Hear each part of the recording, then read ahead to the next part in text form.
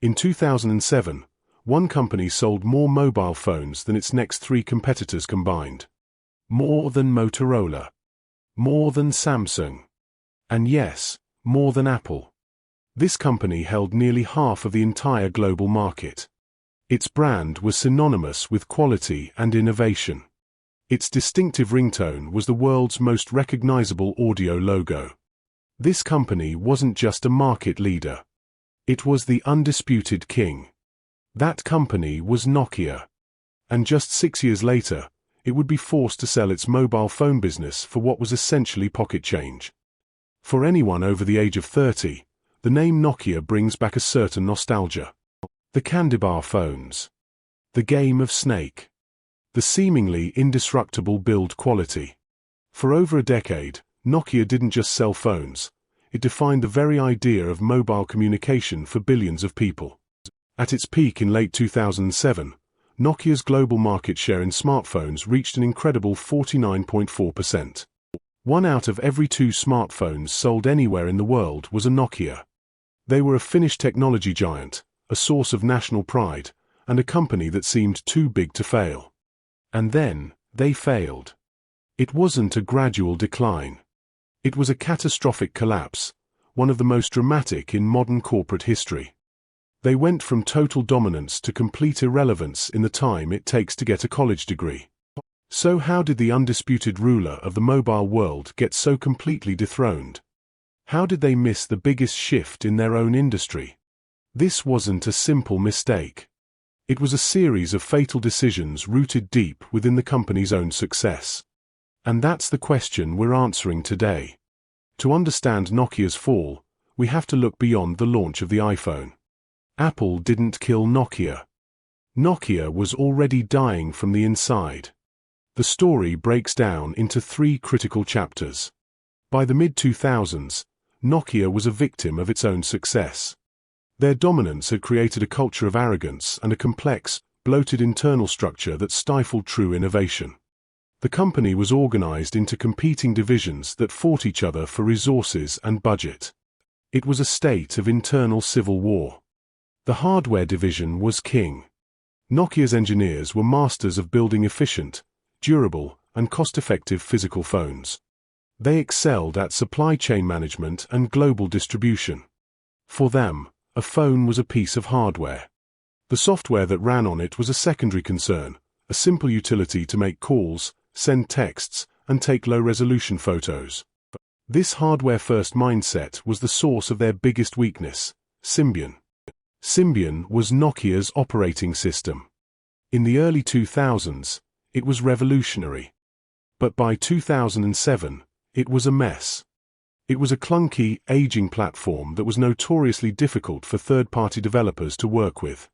Creating a new application for Symbian was a slow and expensive process. While Nokia's management focused on producing dozens of slightly different hardware models each year, they ignored the rot in their software. They believed people bought phones, not operating systems. This arrogance made them blind. When Apple launched the first iPhone in 2007, Nokia executives were publicly dismissive. Anssi Vanjoki, a Nokia executive, famously remarked that the iPhone was a niche product that wouldn't challenge their business model. They saw it as a toy for wealthy Americans, not a serious threat to their global empire. They couldn't have been more wrong. What Nokia's leadership failed to understand was that Apple hadn't just released a new phone. It had released a new business model, the ecosystem. The iPhone wasn't just a piece of hardware. It was a seamless integration of hardware, software, iOS, and a services marketplace, the App Store. This created what economists call a network effect. The more users who joined, the more developers wanted to build apps. The more apps available, the more attractive the iPhone became to new users. It was a self-reinforcing cycle of value. A year later, Google launched Android. They took a different approach, offering an open-source operating system that other hardware manufacturers like Samsung, HTC, and LG could use for free. This unleashed a tidal wave of competition, all united by a single, powerful software ecosystem, the Android market, which would later become the Google Play Store. The battleground had shifted. The war was no longer about who could build the best physical phone. It was about who could build the most vibrant and compelling software ecosystem. And Nokia was completely unprepared for this fight. They frantically tried to modernize Symbian, but it was like trying to turn a cruise ship into a speedboat. It was too slow and too complex. They also had a secret weapon in development, MeeGo, a modern, promising mobile OS co-developed with Intel. By all accounts, MeeGo was a fantastic platform that could have been a true competitor to iOS and Android. But it was killed by Nokia's internal politics. The hardware divisions, accustomed to Symbian, saw MeeGo as a threat. The company lacked the unified vision and decisive leadership to commit to it. They hedged their bets, starved MeeGo of resources, and ultimately abandoned it. They had a lifeboat, but they chose not to use it. By 2010, the company was in a freefall. The board made a desperate move. They hired an outsider as CEO, Stephen Elop, a Canadian executive from Microsoft. In February 2011, Elop sent a memo to all Nokia employees that would go down in business history. It was called the Burning Platform Memo. In it, he compared Nokia to a man standing on a burning oil platform in the middle of the ocean. The man could stay on the platform and burn to death, or he could jump into the icy waters below for a chance at survival. The memo was a brutal, honest assessment of Nokia's dire situation. But it had a devastating effect. It completely destroyed internal morale and, more importantly, it was a signal to the world that Nokia's own products were a dead end. Sales of their existing Symbian phones evaporated overnight. Who would buy a phone from a company whose CEO just announced its platform was on fire? Days later, Elop announced his decision. Nokia would abandon Symbian and the fledgling MeeGo. They were jumping off the platform. But instead of jumping into the water on their own, they were jumping into the arms of a single partner, Microsoft. Nokia would exclusively use Microsoft's new Windows Phone operating system for all its future smartphones. On paper, the logic seemed plausible. It was a partnership between a hardware giant and a software giant. But in reality, it was the single worst strategic decision in the company's history. It was a fatal error for 3 reasons. 1. It destroyed their only differentiator. By abandoning their own software, Nokia became just another hardware manufacturer. Their fate was now tied to the success or failure of Microsoft's OS. They were no longer masters of their own destiny. 2. The Windows Phone ecosystem was a ghost town. It had no network effect. It lacked the apps, developers, and users that defined iOS and Android. They were entering a 2-horse race as a distant third, with no compelling reason for customers or developers to switch. 3. It alienated everyone. Loyal Nokia fans who liked Symbian were abandoned. Potential new customers saw no reason to choose a Windows Phone over an iPhone or an Android device with vastly superior app libraries. The results were immediate and catastrophic.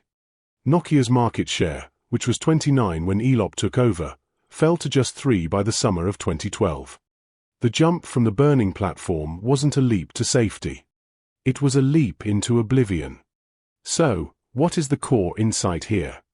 The simple answer is that Nokia was disrupted by the iPhone. But the truth is much deeper and more tragic. Nokia wasn't killed by a competitor they didn't see coming. They saw it all.